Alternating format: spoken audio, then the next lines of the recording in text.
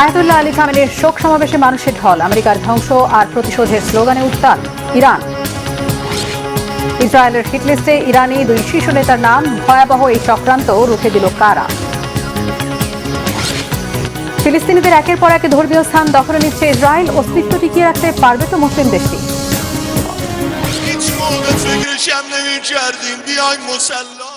আমেরিকার ধ্বংস হোক আর প্রতিশোধ স্লোগানে উত্তাল তেহরানের গ্র্যান্ড মসল্লা প্রাঙ্গণ। ইরানের প্রয়াত সর্বোচ্চ নেতা আয়াতুল্লাহ আলী খামেনির শেষ বিদায়ে যুক্তরাষ্ট্রের বিরুদ্ধে এভাবেই প্রতিবাদ জানাচ্ছে লাখো ইরানি।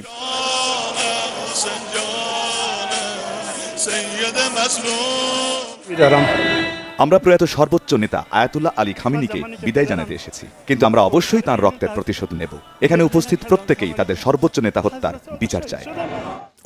যদিও মার্কিন প্রেসিডেন্ট ডোনাল্ড ট্রাম্প বলেছেন আয়াতুল্লাহ আলী খামেনির জানাজা ভালোভাবে সম্পন্ন করতে ইরানকে 7 দিনের ছুটি দিয়েছে আমেরিকা। এটাকে আমেরিকার মহানুভবতা হিসেবে আখ্যা দিয়েছেন তিনি। তবে মার্কিন প্রেসিডেন্টের এসব মিষ্টি কথায় আস্থা নেই ইরানের। হামলার শঙ্কা একেবারেই উড়িয়ে দিচ্ছে না তেহরান।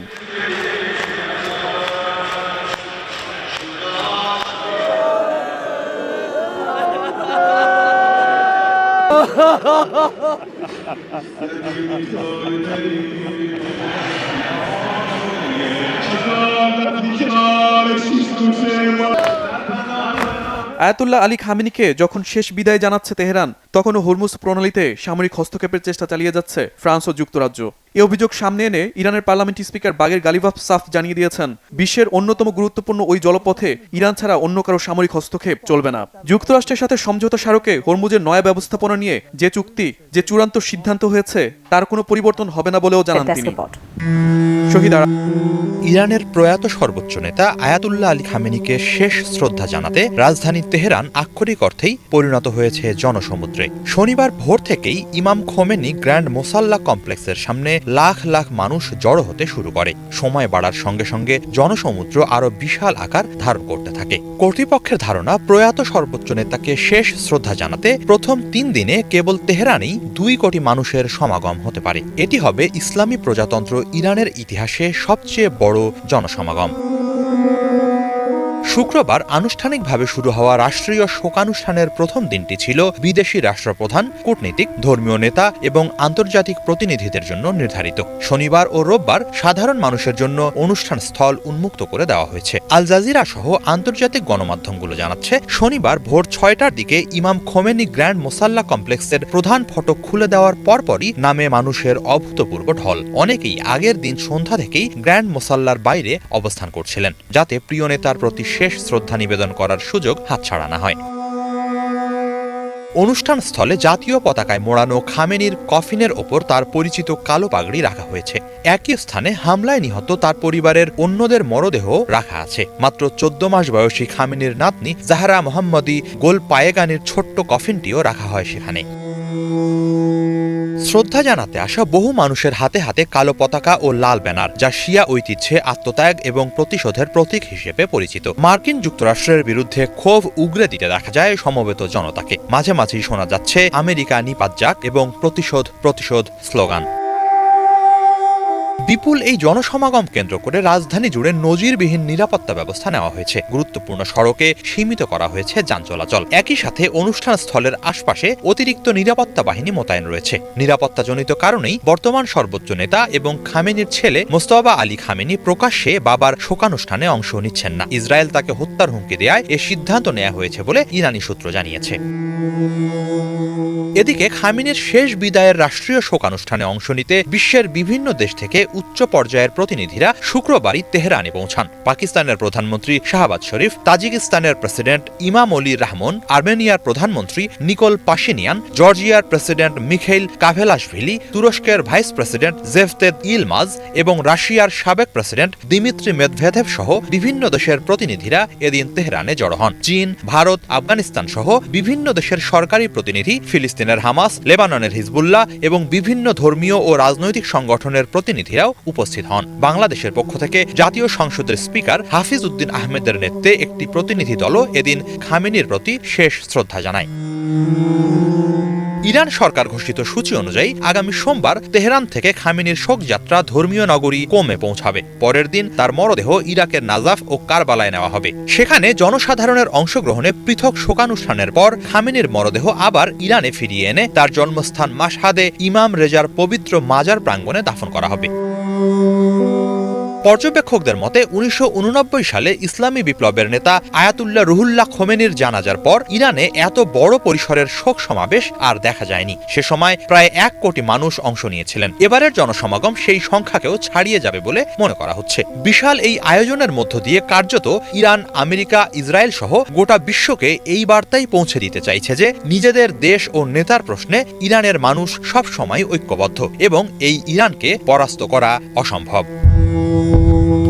যুক্তরাষ্ট্রের সঙ্গে শান্তি আলোচনা চলাকালেই ইরানের প্রধান দুই আলোচককে হত্যার এক রক্তক্ষয়ী চক্রান্ত করেছিল ইসরায়েল। টেল আবিবের মূল উদ্দেশ্য ছিল ইরানের পররাষ্ট্রমন্ত্রী আব্বাস আরাকচি এবং পার্লামেন্ট স্পিকার মোহাম্মদ বাঘের গালিবাফকে চিরতরে সরিয়ে দেওয়া। প্রভাবশালী সংবাদ মাধ্যম নিউ ইয়র্ক টাইমস ও ওয়াল স্ট্রিট জার্নালের প্রতিবেদনে উঠে আসে বিপজ্জনক পরিকল্পনার এসব বিস্ফোরক তথ্য। মার্কিন গোয়েন্দাদের আশঙ্কা ছিল এই দুই শীর্ষ নেতা হত্যার শিকার হলে ধূলিসাৎ হয়ে যাবে সমঝোতার সকল চেষ্টা। পরিস্থিতির ভয়াবহতা আঁচ করে দ্রুত হস্তক্ষেপে বাধ্য হয় ওয়াশিংটন। ইরানের হাই প্রোফাইল নেতাদের বাঁচাতে কী পদক্ষেপ নিয়েছিল ট্রাম্প প্রশাসন? যুদ্ধের শুরু থেকেই ইরানের শীর্ষ নেতাদের খতম করা ছিল ইসরায়েলের অন্যতম প্রধান সামরিক কৌশল। কিন্তু আলোচনা চলাকালীন গুরুত্বপূর্ণ দুই ইরানি আলোচককে হত্যা করা হলে ভেস্তে যাবে শান্তি প্রক্রিয়া। তাই মার্কিন প্রশাসনের পক্ষ থেকে ইসরায়েলকে সরাসরি অনুরোধ করা হয় তারা যেন দুই ইরানি নেতাকে কোনোভাবেই টার্গেট না করে। পাশাপাশি মধ্যপ্রাচ্যের বন্ধু রাষ্ট্রগুলোর মাধ্যমে তেহরানের কাছে বিশেষ সতর্কবার্তাও পাঠায় ওয়াশিংটন। সেখানে বলা হয় তেহরান যেন আরাকচি ও গালিবাফের নিরাপত্তা সর্বোচ্চ স্তরে নিয়ে যায়। বিভিন্ন সূত্রে দাবি যুক্তরাষ্ট্রের চাপেই ইসরায়েল তাদের হিট লিস্ট থেকে দুই ইরানি নেতার নাম বাদ দিতে বাধ্য হয়েছিল। জীবনের ঝুঁকি মাথায় নিয়ে পাকিস্তানের ইসলামাবাদে মার্কিন প্রতিনিধিদের সঙ্গে বৈঠকে অংশ নেয় ইরানের প্রতিনিধি দল। তবে ফেরার পথে গালিবাফের বিমানটি বড় ধরনের বিপদে পড়ে। গোয়েন্দা তথ্যের বরাতে জানা যায় দুটি ইসরায়েলি যুদ্ধ বিমান ইরাক সীমান্ত পেরিয়ে ইরানি আকাশে ঢুকে পড়েছিল ওই বিমানটিকে ধ্বংস করার জন্য। কিন্তু ইরানের তরফ থেকে জরুরি বার্তা পেয়ে বিমানটি মাশহাদ শহরে জরুরি অবতরণ করায় হামলা থেকে বেঁচে যান গালিবাফ। ইরানি নেতাদের হত্যার ষড়যন্ত্র ও এসব তথ্যের সত্যতা নিয়ে পুরোপুরি নিশ্চিত হওয়া সম্ভব না। মার্কিন গোয়েন্দা তথ্য ভিন্ন ইঙ্গিত দিলেও প্রকাশিত প্রতিবেদনগুলো নিয়ে ওয়াশিংটনের ইসরায়েলি দূতাবাস কোনো মন্তব্য করতে রাজি হয়নি। মধ্যপ্রাচ্য সংকট নিয়ে যুক্তরাষ্ট্র ও ইসরায়েলের যুদ্ধকালীন লক্ষ্য এক থাকলেও পরে দুই পুরনো মিত্রের মধ্যে তৈরি হয় অভ্যন্তরীণ দ্বন্দ্ব। সাময়িক চুক্তির মাধ্যমে হরমুজ প্রণালী সচল করা ও যুদ্ধ থামাতে মরিয়া ছিল ওয়াশিংটন। অথচ অন্যদিকে শান্তি প্রক্রিয়াকে নিজেদের জন্য বড় বিপর্যয় হিসেবে দেখছিল ইসরায়েল। বেনিয়ামিন নেতানিয়াহু ও তার উগ্রপন্থী নীতি নির্ধারকদের ভয় ছিল চুক্তি সফল হলে কোটি কোটি ডলারের তহবিল পাবে তেহরান, আর সেই টাকায় আরও শক্তিশালী করবে নিজেদের পরমাণু কর্মসূচি। ইরানে এখন চলছে সর্বোচ্চ নেতা আয়াতুল্লাহ আলী খামেনির শেষ বিদায়ের প্রস্তুতি। শোকের আবহ থাকলেও ইসলামিক বিপ্লবী গার্ড বাহিনী ইরান জুড়ে নিজেদের নিয়ন্ত্রণ আরও শক্ত করেছে। আয়াতুল্লাহ খামেনি বেঁচে না থাকলেও তার পুত্র মুজতবা খামেনির নেতৃত্বে নতুন উদ্যমে ঘুরে দাঁড়াচ্ছে তেহরান। এই নতুন নেতৃত্ব ইরানের ক্ষেপণাস্ত্র কর্মসূচি ও আঞ্চলিক প্রক্সি নেটওয়ার্ককে দুর্বল হতে দেয়নি, বরং আরও সুসংহত করেছে। অন্যদিকে প্রধান মিত্র ইসরায়েলকে নিয়ন্ত্রণে রাখতে না পারায় খোলাখুলিভাবে সামনে এসেছে মার্কিন প্রশাসনের চরম ব্যর্থতার প্রমাণ। গাজা ধ্বংস করার পর এবার ফিলিস্তিনের পশ্চিম তীরে আগ্রাসনের মাত্রা বাড়াচ্ছে ইসরায়েল। এবার সেখানকার মসজিদ সহ মুসলিমদের পবিত্র স্থানগুলো দখলে নিচ্ছে ইসরায়েলের প্রশাসন। ঐতিহ্যবাহী মসজিদ কিংবা নবীদের স্মৃতিচিহ্নিত স্থান সবখান থেকেই বের করে দেওয়া হচ্ছে ফিলিস্তিনি মুসলিমদের। দেশের এমন আচরণে অনেকটা স্পষ্ট যে তারা সম্পূর্ণ ফিলিস্তিনকে গ্রাস করে নিতে চাইছে। প্রাচীন শহর হেব্রনের আল ইব্রাহিমি মসজিদ একসময় মুখর থাকত ফিলিস্তিনিদের পদচারণায়। সেখানে এখন শুধুই লোহার দরজা আর কড়া পাহারা। ইসরায়েলি কর্তৃপক্ষ এই ঐতিহাসিক শহরে প্রায় 106টি লোহার গেট স্থাপন করেছে। অভিযোগ উঠেছে এগুলো শুধুমাত্র ফিলিস্তিনের মুসলিমদের ধর্মীয় রীতিনীতি পালনে বাধা দিচ্ছে। 1990-এর দশকের চুক্তি লঙ্ঘন করে পশ্চিম তীরের এই পবিত্র স্থানে সমস্ত নিয়ন্ত্রণ ক্ষমতা ফিলিস্তিনি কর্তৃপক্ষের হাত থেকে নিজেদের নিয়ন্ত্রণে নিয়েছে ইসরায়েল। ফলে আল ইব্রাহিমি মসজিদ আজ এক চরম সংকটের মুখে। মসজিদের ভেতর এখন আর আগের মতো ইবাদতের পরিবেশ নেই। প্রতিনিয়ত চলছে ইসরায়েলি বাহিনীর নির্মাণ কাজ, যা এই ঐতিহাসিক কাঠামোর মূল রূপ বদলে দিচ্ছে। আল ইব্রাহিমি মসজিদ বিশেষ করে ৭ অক্টোবরের পর থেকে তীব্র এবং দ্রুতগতিতে ইহুদিকরণ প্রক্রিয়ার মধ্য দিয়ে যাচ্ছে। ইসরায়েলি দখলদাররা এই পবিত্র স্থানকে ইহুদি উপাসনালয়ে রূপান্তর করতে সময়ের সাথে পাল্লা দিচ্ছে। তারা এখানকার মূল বাসিন্দাদের তাড়িয়ে জায়গাটি খালি করার চেষ্টা করছে। আমাদের ধর্মীয় কর্তৃপক্ষ ও পৌরসভার সমস্ত ক্ষমতা কেড়ে নেওয়া হয়েছে, যার ফলে মুসল্লিদের মনে এক ধরনের ভীতি তৈরি হয়েছে। এমন ষড়যন্ত্র শুধু হেব্রনে সীমাবদ্ধ নেই। জেরুজালেমের অদূরে অবস্থিত ঐতিহাসিক স্থান নবী স্যামুয়েল ও এর চারপাশের প্রায় ২৮ একর জমি সম্প্রতি ইসরায়েলি প্রশাসন বাজেয়াপ্ত করেছে। নবী স্যামুয়েলের এই স্থানটি মুসলিম, খ্রিস্টান ও ইহুদি ৩ ধর্মের মানুষের কাছেই সমান শ্রদ্ধার, কিন্তু গত কয়েক দশকে এর ভূগর্ভস্থ কক্ষটিকে সিনাগগ বা ইহুদিদের এবাদতখানায় রূপান্তর করা হয়েছে এবং ফিলিস্তিনিদের প্রবেশাধিকার সীমিত করা হয়েছে। ১৯৭১ সাল থেকেই দখলদার বাহিনী ধীরে ধীরে এর নিয়ন্ত্রণ নিতে শুরু করে। মসজিদের যে অংশটিতে নারীদের নামাজের জায়গা ছিল সেটি কেড়ে নিয়ে সিনাগোগে পরিণত করেছে। তারা আমাদের কখনো কখনো সেখানে নামাজ পড়ার সাময়িক অনুমতি দেয়, কিন্তু যে কোনো দিন আমাদের বের করে দিতে পারে। ফিলিস্তিনিদের অভিযোগ, এসব প্রত্নতাত্ত্বিক ও ধর্মীয় স্থানগুলোর নিয়ন্ত্রণ নেয়ার আসল উদ্দেশ্য হল ফিলিস্তিনি ভূখণ্ড ও তাদের পরিচয়কে মুছে ফেলা। ফিলিস্তিনের পর্যটন ও প্রত্নতত্ত্ব মন্ত্রী হানি আল হায়েক জানিয়েছেন, ইউনেস্কোর নিয়মনীতি লঙ্ঘন করে এই ঐতিহ্যবাহী স্থানে বিভিন্ন পরিবর্তন আনা হচ্ছে, যার বিরুদ্ধে আন্তর্জাতিক আদালতে আপিল করেও কোনো লাভ হয়নি। অন্যদিকে ইসরায়েলের কট্টরপন্থী নেতারা পশ্চিম তীরে স্থায়ী ইহুদি উপস্থিতি নিশ্চিত করতে একটি নতুন কর্তৃপক্ষ গঠনের তোড়জোড় চালাচ্ছে। সব মিলিয়ে একসময় উন্মুক্ত ধর্মীয় ও সাংস্কৃতিক ঐতিহ্যগুলো এখন পরিণত হয়েছে ভূরাজনৈতিক লড়াইয়ের নতুন যুদ্ধক্ষেত্রে, যেখানে ফিলিস্তিনিরা প্রতিদিন লড়ছেন নিজেদের অস্তিত্ব ও ইতিহাস টিকিয়ে রাখার জন্য।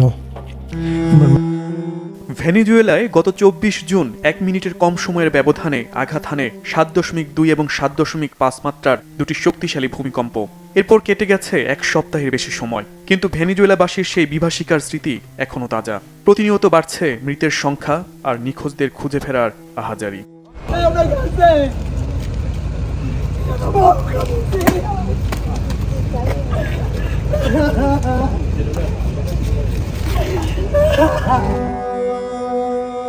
আন্তর্জাতিক সংবাদ মাধ্যমগুলোর তথ্য অনুযায়ী উপকূলীয় লা গুয়াইরা অঞ্চল এবং রাজধানী কারাকাসের আশেপাশে সবচেয়ে বেশি ক্ষয়ক্ষতি হয়েছে। অসংখ্য বহুতল ভবন ধসে পড়েছে, ভেঙে গেছে সড়ক ও অবকাঠামো, বাতাসে মরদেহের দুর্গন্ধ আর আকাশে চক্কর কাটছে শকুন। রাস্তার পাশে দাঁড়িয়ে স্বজনদের খোঁজে অপেক্ষা করছেন হাজারো মানুষ। কেউ অলৌকিকভাবে বেঁচে ফেরার আশা করছেন, কেউ অন্তত প্রিয়জনের মরদেহটি খুঁজে পেয়ে দাফনের সুযোগ চান। সরকারি সর্বশেষ হিসাব অনুযায়ী এখন অন্তত ৩৮,৫০০ মানুষ নিখোঁজ রয়েছেন। ধ্বংসস্তূপের নিচে জীবিত কাউকে খুঁজে পাওয়ার আশায় দিনরাত উদ্ধার অভিযান চালিয়ে যাচ্ছেন দেশি বিদেশি উদ্ধারকর্মীরা। সরকারের পক্ষ থেকে সহায়তার ঘাটতি আছে বলে অভিযোগ ভুক্তভোগী পরিবারগুলোর। ঔষধ ও চিকিৎসা সামগ্রীর সংকট তীব্র থেকে তীব্রতর হচ্ছে। নিজেদের ঘরে ফিরতে না পারায় হাজার হাজার মানুষ এখন পার্ক, উন্মুক্ত মাঠ ও জনচত্বরে অস্থায়ী তাঁবু গেড়ে বাস করছেন।